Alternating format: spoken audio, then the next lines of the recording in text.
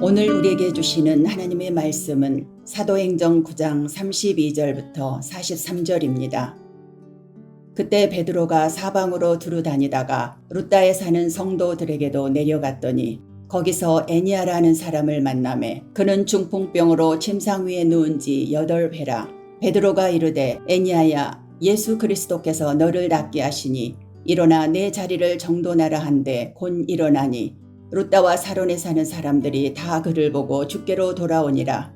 욥바에 다비다라 하는 여제자가 있으니 그 이름을 번역하면 도르가라. 선행과 구제하는 일이 심히 많더니 그때 병들어 죽음에 시체를 씻어 다락에 누이니라. 룻다가 욥바에서 가까운지라 제자들이 베드로가 거기 있음을 듣고 두 사람을 보내어 지체 말고 와 달라고 간청하여 베드로가 일어나 그들과 함께 가서 이르매 그들이 데리고 다락방에 올라가니 모든 과부가 베드로 곁에 서서 울며 도르가가 그들과 함께 있을 때 지은 속옷과 겉옷을 다 내보이거늘 베드로가 사람을 다 내보내고 무릎을 꿇고 기도하고 돌이켜 시체를 향하여 이르되 다비다야 일어나라 하니 그가 눈을 떠 베드로를 보고 일어나 앉는지라. 베드로가 손을 내밀어 일으키고 성도들과 과부들을 불러들여 그가 살아난 것을 보이니 온 욥바 사람이 알고 많은 사람이 주를 믿더라. 베드로가 욥바에 여러 날 있어 시몬이라 하는 무두장이어 집에서 머무니라. 아멘.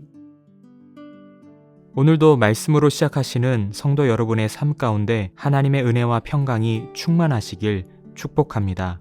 앞서 9장 1절부터 31절까지는 사울의 회심 사건을 중심으로 기술한 데 이어 오늘 본문 32절부터 9장 마지막까지는 베드로의 사역을 중심으로 기술하고 있습니다. 표면적으로는 사울의 회심과 베드로의 사역은 전혀 연관성이 없어 보입니다. 하지만 앞으로 이방인의 선교의 주역이 될 사도 바울의 등장과 예루살렘에서 점점 이방 지역으로 복음이 확산될 베드로의 사역으로서 두 사건은 긴밀한 연관성을 지니고 있습니다. 즉 9장에 나오는 사울의 회심과 베드로의 사역은 이방 선교의 시작을 알리는 중요한 사건인 것입니다. 사도행전 전체의 내용은 사도행전 1장 8절에 오직 성령이 너에게 임하시면 너희가 권능을 받고 예루살렘과 온 유대와 사마리아와 땅끝까지 이르러 내 증인이 되리라는 이 말씀이 성취되어 가는 과정을 보여줍니다.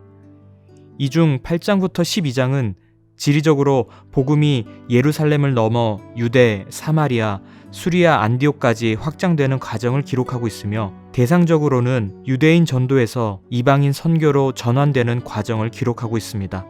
그럼 오늘 본문에서 우리에게 주시는 구체적인 영적 교훈을 살펴보며 은혜를 나누고자 합니다. 첫째, 복음에는 한계가 없습니다. 베드로는 여러 지역을 두루 다니다가 룻다에서 애니아라는 사람을 만났습니다. 중풍병으로 침상에 누운 지 8년이나 되는 사람이었습니다. 실로 절망적인 상황이 아닐 수 없습니다. 8년이라는 긴 세월 동안 혼자 힘으로는 아무것도 할 수 없었습니다. 오직 침상에 누워 다른 사람의 손을 의지하여 하루하루 살아가야만 했습니다. 그런 애니아에게 베드로가 말합니다. 예수 그리스도께서 너를 낫게 하시니 일어나 내 자리를 정돈하라. 여기서 일어나 내 자리를 정돈하라는 것은 완전히 고침받았다라는 선포였습니다. 이 말에 8년 동안 중풍병으로 고생하던 애니아는 고침을 받고 그 자리에서 일어납니다. 여러분, 이 베드로가 선포했던 말 어디서 많이 들어본 것 같지 않습니까? 예수님께서 중풍병자를 고치시며 일어나 내 침상을 가지고 집으로 가라 하신 말씀과 비슷합니다. 중풍병자를 고치는 이 베드로의 기적은 예수님이 공생의 기간에 일으키셨던 기적과 유사합니다. 이것은 예수님의 치유 사역이 베드로에게 계승되었음을 보여주고 있습니다. 여기에 베드로의 말에 능력이 있었던 결정적인 이유는 바로 예수 그리스도께서 너를 낫게 하신다라는 말이 있었습니다. 이것은 병을 치유하시는 권세가 주님께 있다는 것입니다. 그저 베드로는 주님의 손에 들려 쓰임받은 존재였습니다. 중풍병을 낫게 하시는 것은 예수 그리스도의 능력이었습니다. 또 다른 곳에서는 더 놀라운 예수님의 능력이 나타났습니다. 룻다에서 멀지 않은 욥바에서 다비다라는 여제자가 병들어 죽었습니다. 다비다는 아람어식 이름이었고 헬라식 이름으로 하면 도르가였습니다. 그녀는 평소 많은 선행과 구제를 하였기에 주변 사람들이 그녀의 죽음을 많이 안타까워하며 슬퍼했습니다. 마침 베드로가 근처 요빠에 있다는 소식을 듣고 사람들이 지체 없이 찾아가 와달라고 간청했습니다. 베드로는 도착하여 사람들을 내보내고 기도한 후에 죽은 다비다를 향해 외칩니다. 다비다야, 일어나라. 아람어로 하면 다비다 쿰이 됩니다. 이것은 예수님께서 죽은 회당장 야이로의 딸을 향하여 말씀하셨던 탈리다 쿰과 비슷합니다. 베드로는 예수님의 능력을 의지하여 죽은 다비다를 향해 선포한 것입니다. 죽음을 이기신 주님의 능력이 베드로를 통해 다시 나타났습니다. 여기서 우리가 주목할 것은 베드로를 통해 보여주신 기적이 어떻게 사용되었나 하는 것입니다. 33절에 룻다와 사론에 사는 사람들이 다 그를 보고 주께 돌아오니라. 42절에도 온 요빠 사람이 알고 많은 사람이 주를 믿더라. 룻다와 요빠에서 행한 베드로의 기적으로 많은 사람들이 주님께 돌아오고 믿게 되었다는 것입니다. 아픈 자가 낫고 죽은 자가 살아나는 것은 주님을 믿게 하기 위함이었습니다. 우리도 주님의 능력을 의지하여 예수님의 이름으로 환우들과 연약한 자들을 위해서 계속 기도합니다. 우리의 생명, 우리의 치유가 주님의 손에 달려있기 때문에 주님을 의지하여 기도하는 것입니다. 바라기는 우리의 기도 가운데 주님의 능력으로 치유되는 역사가 있기를 간절히 소망합니다. 무엇보다 더 안타까운 것은 우리 주변에 주님을 알지 못하는 사람이 많다는 것입니다.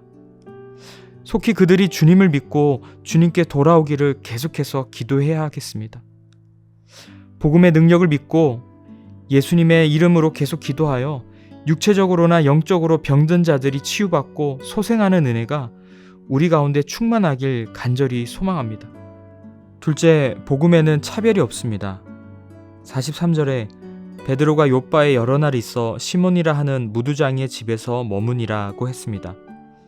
이 마지막 한 절은 앞에 일어난 기적보다는 상대적으로 관심이 가지 않을 것입니다. 하지만 이 구절의 의미를 살펴보면 앞에 일어난 기적 못지않게 놀라운 하나님의 역사를 예고하고 있다는 것을 알게 됩니다. 무두장이는 짐승의 가죽을 무두질하여 물건을 만드는 사람인데 당시 유대인들에게는 환영받지 못한 직업이었습니다. 죽은 동물과 접촉해야 하는 직업이었기 때문에 유대인 정결법에 의하면 부정한 직업으로 여겨졌습니다. 그리고 무두장이들은 가죽을 가공하면서 소변을 사용하는 과정을 거쳤기 때문에 더러운 사람으로 여겨졌습니다. 따라서 이러한 무두장이들은 성 안에 거하지 못하고 사람들과 다소 떨어진 해변에 거처가 있었습니다. 베드로가 불치병도 고치고 죽은 자도 살리면서도 화려한 곳에 머무르는 대신 차별받는 무두장이의 집에 거했습니다. 그도 주님 안에서 한 형제였기 때문입니다. 베드로는 당시 부정하고 불결한 직업으로 여기던 무두장이의 집에서 여러 날 머물렀고 그곳에서 유대인의 잘못된 가치관을 깨트리는 하나님의 새로운 계시를 받게 됩니다. 이것은 베드로가 유대인의 전통을 깨고 복음의 본질이 무엇인지 시사해주는 중요한 전환점이 되는데요. 10장에 나오는 이방인 고넬료 가정의 회심과 성령 강림 사건을 통해 하나님의 구원은 유대인이나 이방인에게 모두 차별 없이 주어지는 것임을 보게 됩니다. 사랑하는 성도 여러분, 이 복음에는 차별이 없습니다. 혹시 사람의 외모, 학력, 직업, 그 사람의 성향에 따라 판단하고 차별하지는 않습니까? 우리 하나님은 우리의 한계와 차별을 뛰어넘어 믿지 않는 자들이 돌아오도록 역사하고 계십니다. 베드로를 통해 보여주셨던 그 복음의 능력이 우리를 통하여 나타나기를 소망합니다. 또한 우리 서문교회를 통해 육체적으로 영적으로 죽어가는 자들이 주님 안에서 생명을 누리게 되며 차별 없이 사랑하시고 구원하시는 하나님의 은혜를 풍성히 누리기를 주님의 이름으로 축복합니다. 이 아침에 함께 기도하실 제목은 한계와 차별을 뛰어넘는 복음의 능력으로 살아가게 하시고 베드로와 같이 하나님의 구원 역사에 쓰임받는 삶이 되게 하옵소서, 이렇게 기도하시기 바랍니다.